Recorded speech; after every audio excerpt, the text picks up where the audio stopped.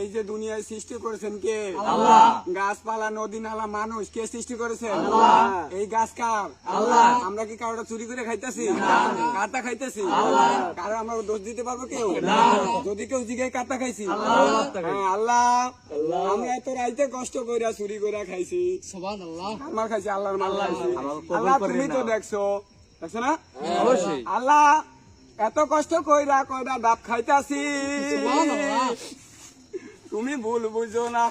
তুমি তো দেখছো, তুমি সৃষ্টি করেছো, তোমার মাল খাইতাছি, আমরা তোমার বান্দা, আমরা কারো জিনিস চুরি করে খাই না।